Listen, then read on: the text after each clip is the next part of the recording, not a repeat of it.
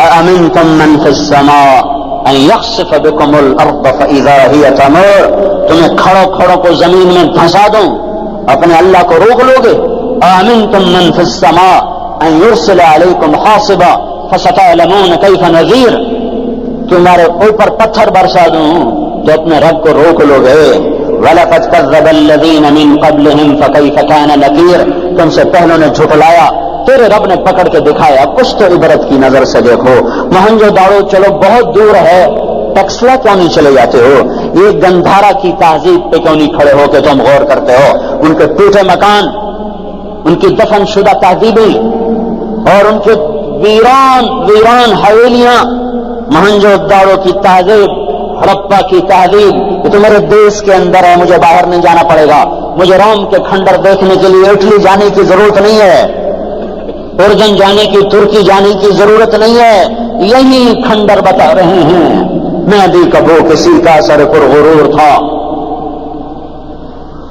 یہ اللہ نے تہذیبوں کو کھنڈر کب بنایا؟ جب نافرمان ہوئے۔ لوط علیہ السلام کی قوم بے حیا تھی، ان کے کفر کا الزام سارے قرآن میں ایک دفعہ لگا ہے ان پر۔ جب بھی نبی کہتا تھا تم غلطی کرتے تو اور انبیاء ان پر کفر کا تم کیوں اللہ کا انکار کرتے ہو، تم کیوں اللہ کا انکار کرتے ہو؟ لوط علیہ السلام کو لوط علیہ السلام نے اللہ نے صرف ایک دفعہ کہا کہ یہ کفر کرتے ہیں، باقی ہر دفعہ جتنی دفعہ اللہ نے ان پر لعنت کی تو کہا تم کیسے بے حیا ہو، یہ تم کیا کام کرتے ہو، تم کیسے بے حیا ہو، تم مردوں سے شہوت پوری کرتے ہو۔ ما سبقکم بها من احد من العالمین، اس ظالموں تم سے پہلے یہ گندا کام کسی نے نہیں کیا، یہ تم کیا کر رہے ہو؟ جب دھرتی پر یہ کام لوط علیہ السلام کی قوم کا عمل جب دو آدمی کرتے ہیں تو اس جگہ کے فرشتے اٹھ کر اوپر چلے جاتے ہیں کہ ابھی اللہ نے زمین کو ہلایا اور ابھی ہلایا اور ابھی عذاب آیا اور ابھی عذاب آیا۔ تو لوط علیہ السلام کی قوم پہ اللہ نے 4 عذاب پھینکے ہیں کٹھے، اور 5واں زلزلہ۔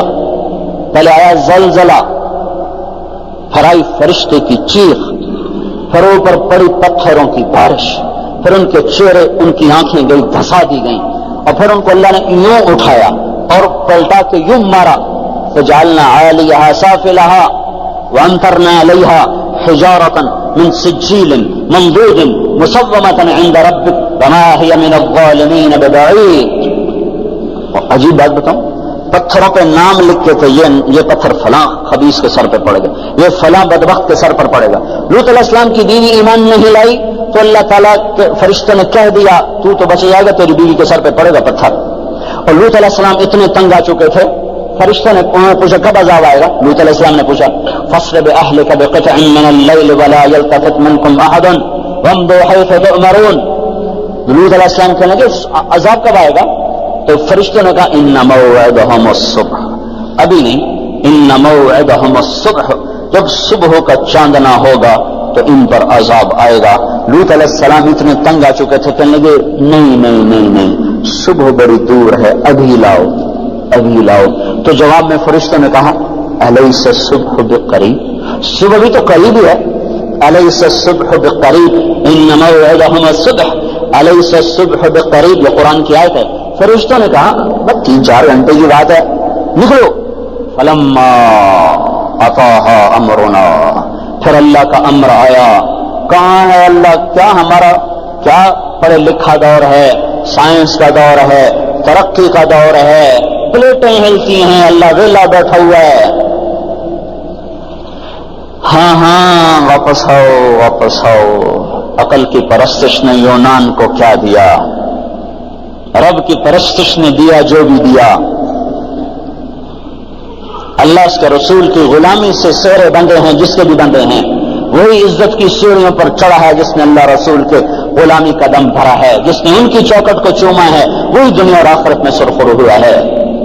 بے حیا معاشرہ ٹوٹ جاتا ہے اور بے حیائی ننگے ہو کے ناچ رہی ہے۔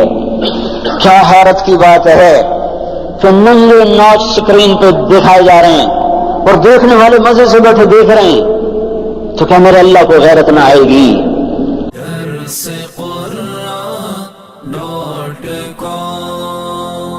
www.darsequran.com